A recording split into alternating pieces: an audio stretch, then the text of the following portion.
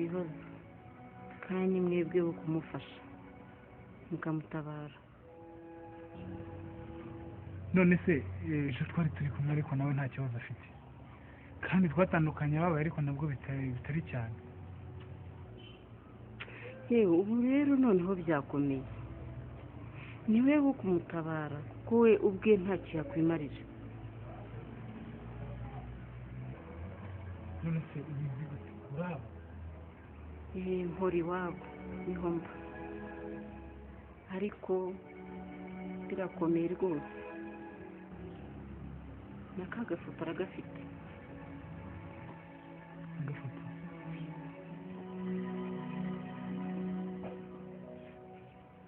ngaho noneho genda ejo nzareba ukuntu mpagera hanyuma tuzavugana. gusa ugerageze nturare utaje kumureba. nta kibazo. urakoze kandi ngaho muri twe.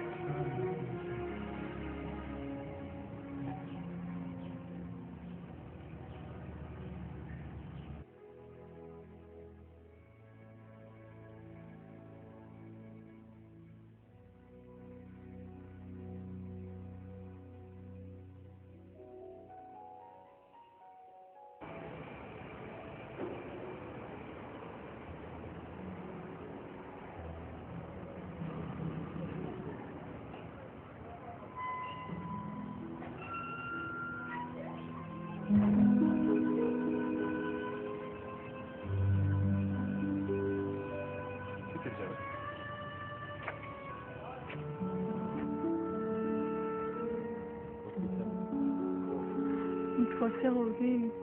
Hano akaba ari kwa papa. hano haba Rosine bangahe? No, ashana njye njyenyine Rosine wundi ni tuvukana. Nuvuga? Umusa mukobwa wundi. Oh no, ni Karinda. Tuvukana. Na wundi ni Rosine haba ari njye njyenyine. Okay. Karibu mu rugo.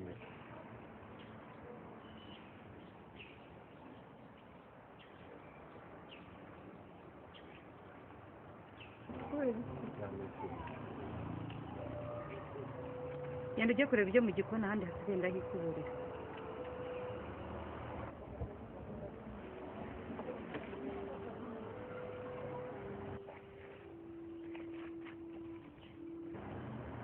Peter.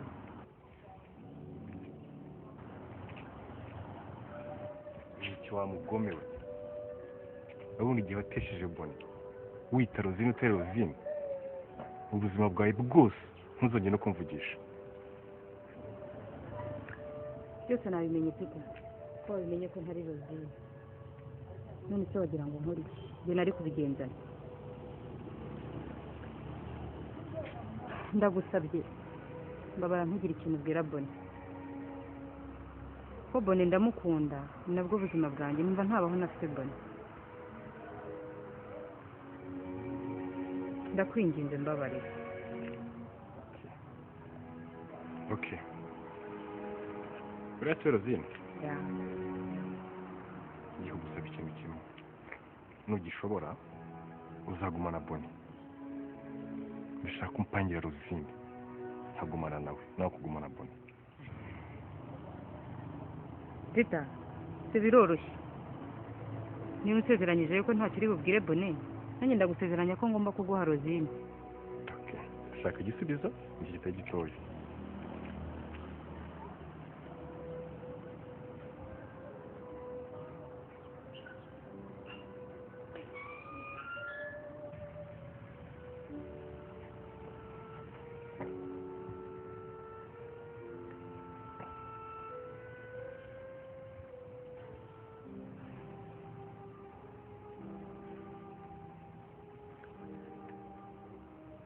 Rosie.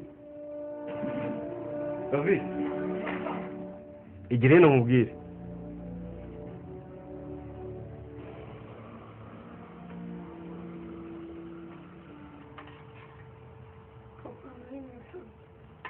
Utwo dukoresha ubu dusize hariya hanyuma ugaruka.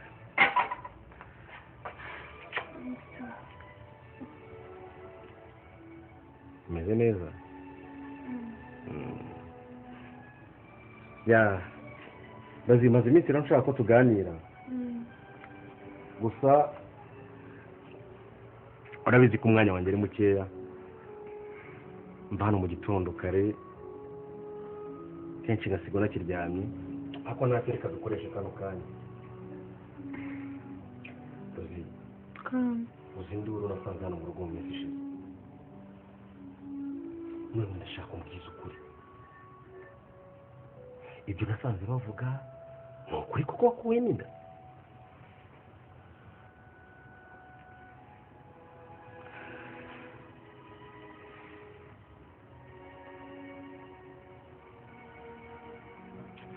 mwana wanjye se kugiye kure, mbwira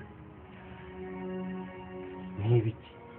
oya papa, nta kintu nakubwira, ko ndamutse mbikubwiye ibyabira nabi muri uru rugo. oya humura mwana wanjye, njye ndi papa wawe, ikindi kandi nta kibazo na kimwe cyavuka hano mu rugo, bohoka rwose umbwiza ukuri.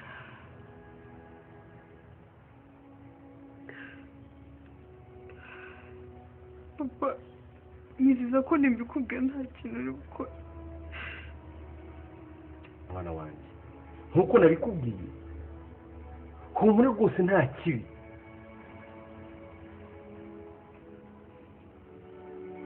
papa nande nigeze nkuramo, gusa natunguwe no kubona uriya mugambi bazira. noneho koko ni gute abantu bakifata bagahinda ikinyoma bakagitera aho ngaho?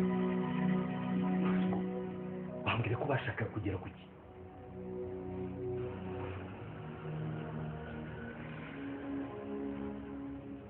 papa ubura nabuze icyo mvuga kubera umuhoro nari mfite, agahinda kanyishe kuba ku mpamvu bishyiraga. papa ariko nawe sibo, wasanga hari uwababeshye.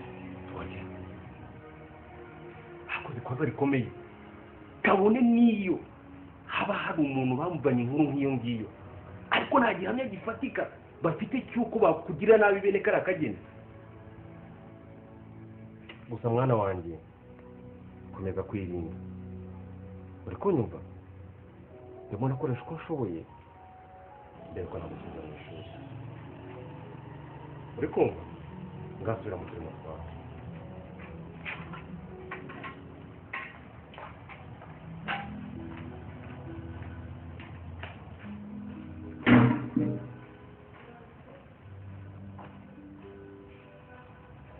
Peter, hari icyo uzi kuri Rosine? Gushyimba icyo kintu ntacyo nzi. nuko ejo wagiye kureba umukobwa we wabona Rosine.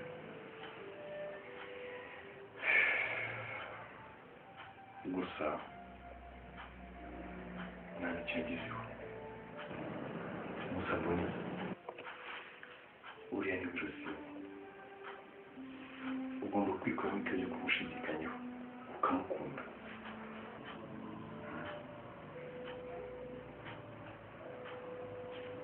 Peter, wanyemereye ubufasha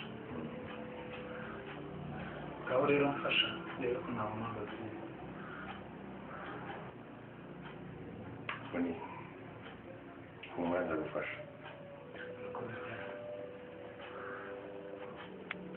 mama nazi wa muhungu wazanye na Boni hano wita Peter, yamenye ko ntari Rosine. ibyo ni bike mwana we, ngo yamenye ko utari Rosine? ko niko kuri mama, kandi nta cyizere mfite cy'uko atazabibwira Boni.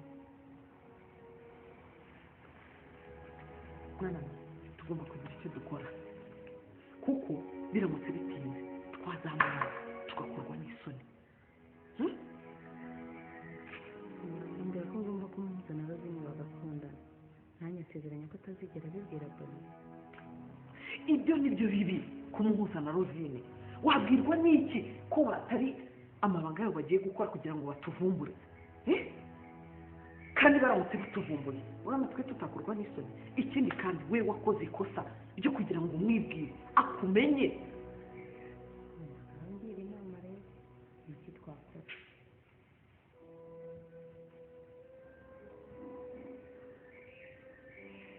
gusa ikintu dukora ndica Peter mama ukamena amaraso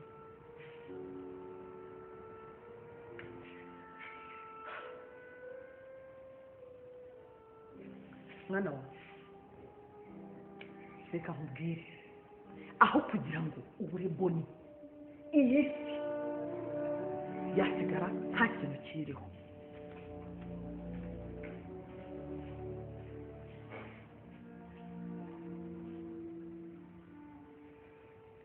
mama yanjye iyo mubwire ko nkasigara mbana n'uru rugamba kuko ndabizi mama icyo yishyizemo ashyirwa ari uko agikoze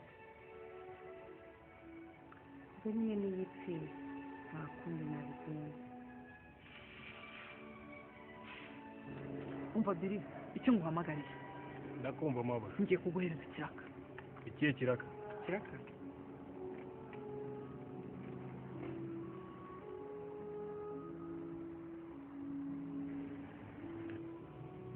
ndashaka kumwica agapfa niyo mpamvu ushaka kwapfa uriya musore yamaze kumenya yuko Linda atari wende Rosine kandi ni inshuti ye magara aramutse abimubwiye cyangwa akabimenya n'umugabo wanjye yanyica urampa miliyoni 2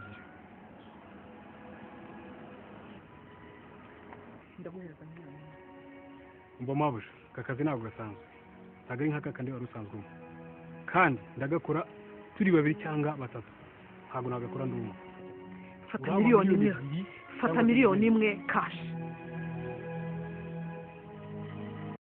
yambere reka nindi kwihangana siga gutekereza kuri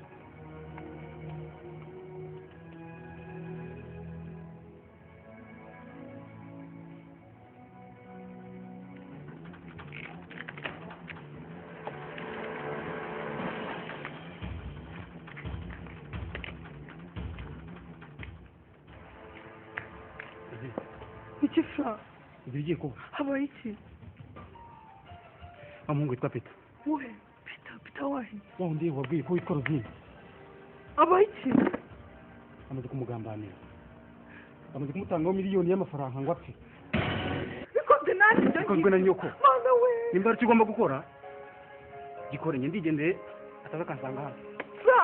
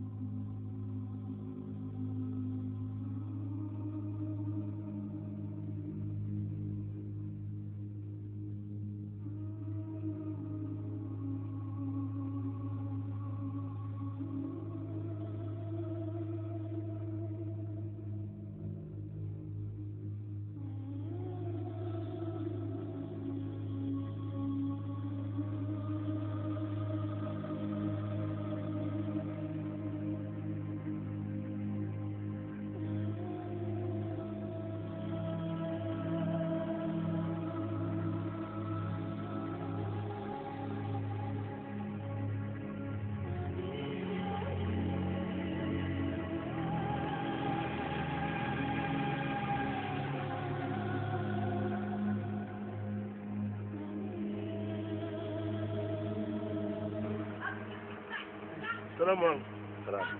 Bakwaza akantu gatoya.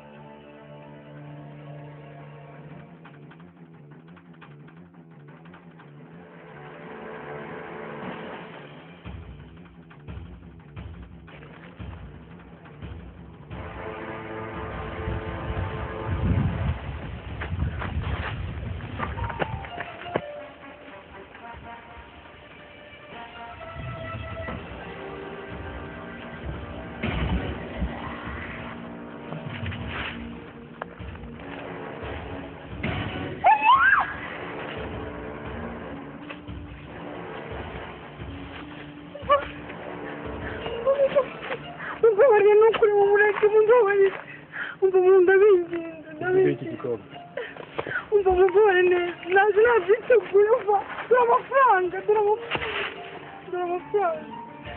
okay urayaduha cyangwa ndabarengezaho miliyoni kuko nabizi babahaye dore ngahe ni uko ndabingize mu murego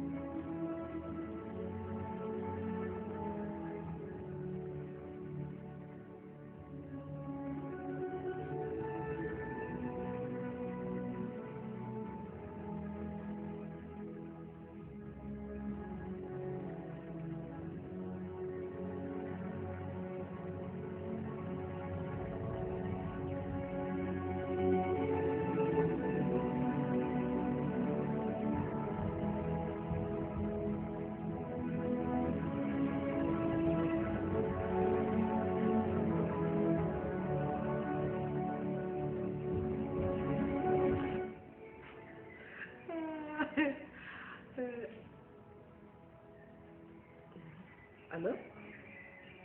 Allô?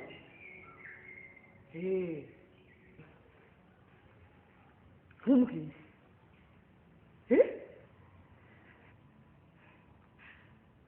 Sawa sawa nta kibazo turongera tuvugane. Bye.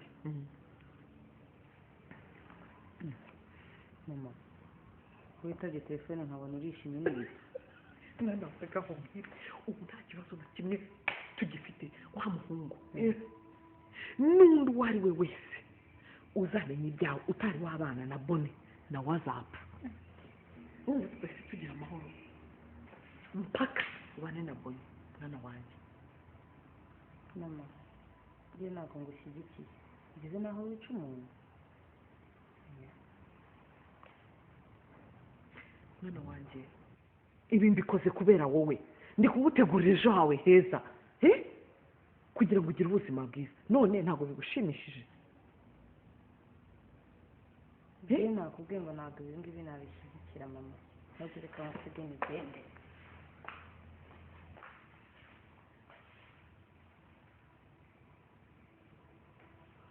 uriya mwana wanjye kuki bitamushimishije ariko bizamushimisha kuko amaze kubana na Bone.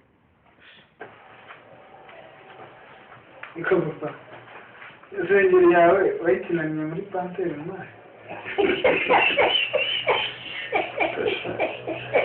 cyangwa muri kerere ikanimani yakitandatu ikiganiro yawe y'amashara yanjye urengera ngo yamwiyongereza urengera ngo baba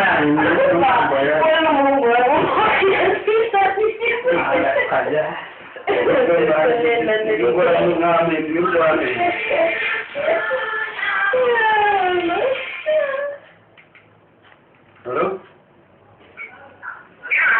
Mwiriwe? Bravo.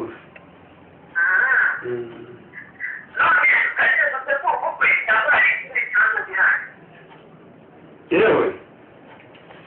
Reka tuzamenyesha muri iyi minsi reka tubanze tuganire n'umuryango nitumara kubivugana neza tuzabamenyesha rwose.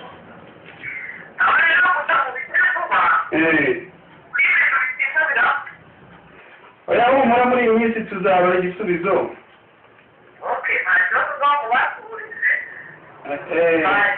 Bye. Ubu ni guhamagara. Ubu ni wa mukasi wa Rosine bashaka ko twihutisha ubukwe. ese turabigenza dutumuka byaramo kwamaze ko amafaranga twayishyuye akaba nta faranga na rimwe riri hano ubu turabigenza dute gusa tugomba kwishingira naho tukazabakorera ubukwe nyuma. reka mubyeyi ariko urumva ibyo bintu uvuze mama Papa ntugire ikibazo amafaranga yo ntiyabura uzagenda ashaka ko ibintu bigenda buhoro buhoro ariko kuki ushaka ko ibintu bigenda buhoro buhoro none se papa muremeza neza ko uriya ari Rosine nimumbwire niba ari we mbikore vuba ariko nta mpamvu ariko rero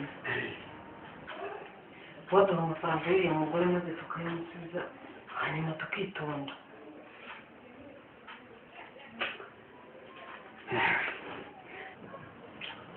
kare nta n'impamvu yo kumwangamira icyo nzi cyuriya ni Rosine kandi nubwo ataba Rosine ntabwo Rosine ari witonda wenyine ntibise buriya wabwirwa n'iki ko atashatse umugabo cyangwa ko atakigukunda. Niyo mpamvu rero ngomba guhaguruka nkashakisha ukuri kose nkamenya neza niba uriya ari wowe Rosine wa kera kuko ngomba kumushakisha mu burezi nkamenya ariko byanga bikunda nzamumenya tu ntabwo ari we ntabwo ari we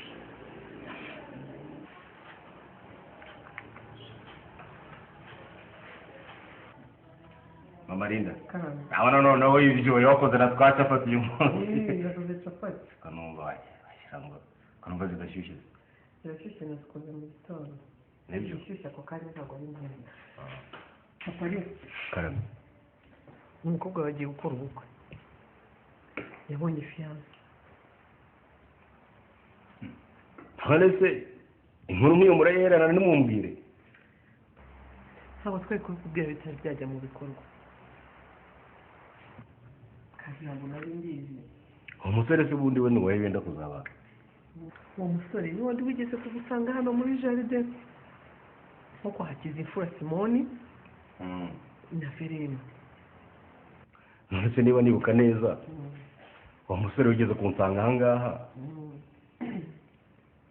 ntimwambwiraga yuko ari inshuti na Rosine byahindutse bite uzi burya se kubera gukunda abana banjye rero Linda mwita Rosine Rosine nawe nkamwita Linda bose ni ba Rosine bose ni ba Linda si abana banjye bose se